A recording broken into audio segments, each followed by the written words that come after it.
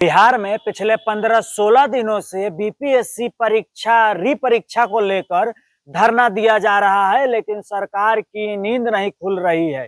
बिहार में पटना राजधानी में बीपीएससी परीक्षा जो हुआ था, जिसमें धांधली हुआ था, पेपर लीक हो गया था, क्वेश्चन लीक हो गया था और मनमानी ढंग से जो है जिसको तिसको पास करा दिया गया, जिसके विरोध में धरना प्रदर्शन हो रहा है पिछले 15-16 दिनों से। और यह मांग किया जा रहा है अभ्यर्थियों द्वारा, बीपीएससी अभ्यर्थियों द्वारा, कि इस परीक्षा को रद्द कर दिया जाए और री एग्जाम लिया जाए, यानी फिर से एग्जाम लिया जाए। और ये कहीं ना कहीं उचित है, सही है। बिहार में बहुत कम ही बार ऐसा हुआ है कि बिना पेपर लीक हुए कोई परीक्षा हुआ हो। जैसा कि एक नेता है जो नए नए हैं, जो कहते हैं कि अब ब्रेकिंग न्यूज यह नहीं है कि परीक्षा जो है पेपर लीक हो गया। ब्रेकिंग न्यूज यह होनी चाहिए कि बिहार में बिना पेपर लीक हुए एक भी परीक्षा हो जाए। यह बात एकदम सही है।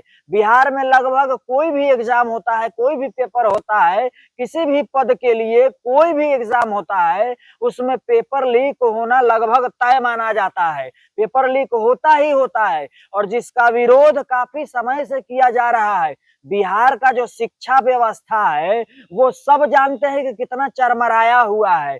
पूरे देश में अगर कहा जाए तो टॉप में जो आता है बेकार शिक्षा व्यवस्था में, वह बिहार का है। बेकार शिक्षा व्यवस्था, सिस्टम शिक्षा व्यवस्था का वह बहुत बेकार, बहुत घटिया, थर्ड क्लास वाला है। लेकिन बिहार सरकार इस पर 40 से 50 हजार करोड़ सालाना खर्च करती है, जो बजट है शिक्षा व्यवस्था का। अब मान लीजिए इतना सारा पैसा खर्च करने के बाद भी अगर पेपर लीक हो जाता है, एग्जाम के लिए धरना प्रदर्शन किया जाता है और जब धरना प्रदर्शन दिया जाए तो फिर उस पर लाठी चार्ज कर कर कमर तोड़ दिया जाता है, हाथ पैर फुला दिया जाता है। अगर कोई बोले, अपना री एग्जाम की मांग करे, तो उसको जेल में डाल दिया जाता है। यह सब बहुत ही गलत हो रहा है और इसका बिल्कुल मैं विरोध करता हूं। मैं बिल्कुल इसके खिलाफ हूं कि इस तरह से नहीं होना चाहिए था। कोई भी अभ्यर्थी है वो अपनी मांग रख सकते हैं। यह हमारा संवैधानिक अधिकार है, हमारा मूल है। यह संविधान हमको इजाजत देता है कि हम किसी भी चीज, अगर जो चीज हमको पसंद नहीं आ रही है या खिलाफ जा रही है, गलत हो रहा है, तो हम उसका विरोध कर सकते हैं। यह मेरा राइट है, यह हर इंसान का राइट है। हमारे देश में जो भी लोग रहते हैं उनका यह राइट है। लेकिन इस राइट को, उसको दबाने की कोशिश की जाती है। प्रशासन द्वारा लाठी चार्ज कर कर मार दिया जाता है, हड्डी पसली तोड़कर अपंग कर दिया जाता है और जब हॉस्पिटल में भर्ती होता है लोग, तो वहां से भी खींच खींच कर ले जाया जाता है। यह बहुत गलत है। बिहार सरकार की मैं सख्त आलोचना करता हूं इस मैटर के लिए। यहाँ बहुत गलत हो रहा है। किसी भी अभ्यर्थी, किसी भी स्टूडेंट, किसी भी जो लोग भी प्रोटेस्ट कर रहे हैं, या उनका राइट है, आप राइट नहीं छीन सकते हैं। और जब उसको मारा जाता है, पीटा जाता है, उसके बाद जब कुछ आपस में जो लोग, जो लोकल नेता होते हैं, अगर वह लोग भी आते हैं समर्थन में, तो उस पर भी राजनीति शुरू कर दी जाती है और फिर एक दूसरे के ऊपर लालछन लगाया जाता है। जैसे पप्पू यादव जी आए प्रोटेस्ट में अभ्यर्थियों के समर्थन में, फिर प्रशांत किशोर जी भी आए, फिर पप्पू यादव जी आए, प्रशांत किशोर जी लगातार आते रहे, कुछ और भी लोकल नेता लोग आए। लेकिन जो बिहार के जो बड़े नेता है, विपक्षी दल के चेहरा है, वह नहीं आए। लेकिन उनका भाषण जरूर आया। उनका ऐसा ही होता है, उनको भी साथ खड़े रहने की जरूरत थी, उनको भी अभ्यर्थियों के साथ धरना प्रदर्शन में शामिल होने की जरूरत थी, लेकिन ऐसा नहीं हुआ। जो लोग शामिल हुए उन पर कोई लगा रहा है इल्जाम की भड़का दिया, कोई लगा रहा है इल्जाम की चढ़ा दिया, बच्चों को गुमराह कर दिया, जबकि ऐसा कुछ भी नहीं है। कोई भी लोग जब जा रहा है धरना प्रदर्शन के समर्थन में, बीपीएससी धरना प्रदर्शन जो हो रही है, जो री एग्जाम के धरना प्रदर्शन हो रही है, उसके समर्थन में अगर कोई नेता जा रहा है, इसका मतलब यह नहीं है कि राजनीति रोटी सेकने ही जा रहा है। और एक और मैं बात बता दूं, धरना प्रदर्शन जो होता है, कोई भी चीज का जब आंदोलन छिड़ता है, तो वहां से 10 नेता निकलते ही निकलते हैं। तो राजनीति बिल्कुल होती है, ऐसा नहीं कि राजनीति नहीं होती है। बिना राजनीति के तो कोई भी प्रोटेस्ट हो ही नहीं सकता है। कोई भी धरना प्रदर्शन नहीं हो सकता है। लेकिन जो प्रशासन जिस तरह से काम कर रही थी वह गलत है। और आज का ही नहीं, इससे पहले भी कई बार जब आरजेडी जब सरकार में थी, वो जब 17 महीना का जो आरजेडी के लोग जो गुणगान गाते हैं, उन 17 महीना में 3 बार लाठीचार्ज हुआ है स्टूडेंट पर, 3 बार अभ्यर्थियों पर लाठीचार्ज हुआ और उसमें भी कई लोग घायल हुए थे।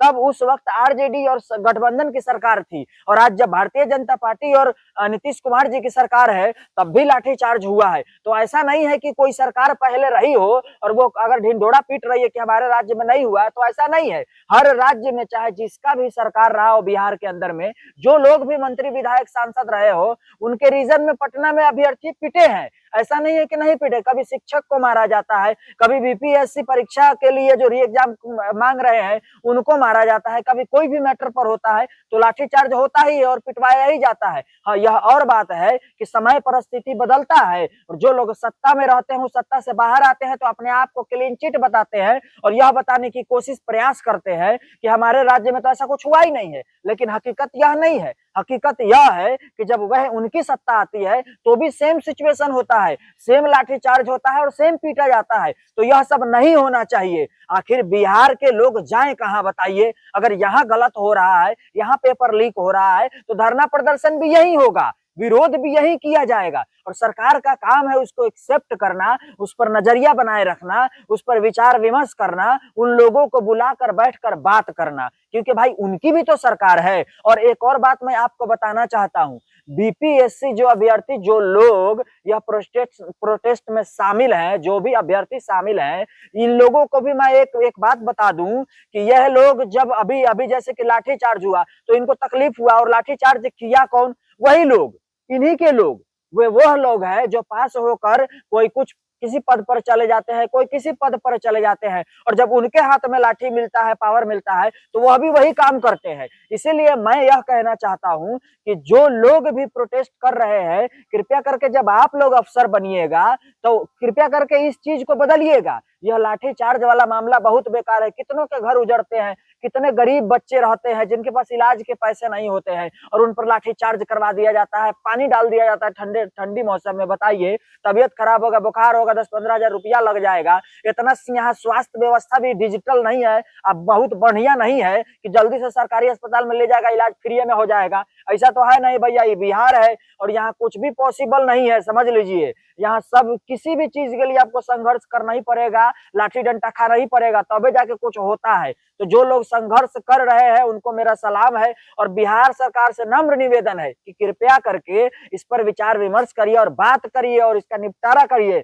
नहीं तो ऐसा ना हो कि सरकार ऐसा गिरेगी कि फिर दोबारा आने का नाम नहीं लेगी। काहे कि बिहार में स्मार्ट मीटर का मामला तो चलिए रहा है चरम सीमा पर, जमीन सर्वे हो ही रहा है, उसमें भी धांधली हो रहा है। अफसर लोग, कर्मचारी, सीओ लोग मानता नहीं है, बिना घूस के कोनो कामे नहीं करता है। और ऊपर से अभी ई मामला चल रहा है प्रोटेस्ट वाला। तो नीतीश कुमार जी से नम्र निवेदन है, कृपया ध्यान दीजिए और बात करके मामला का निपटारा करिए।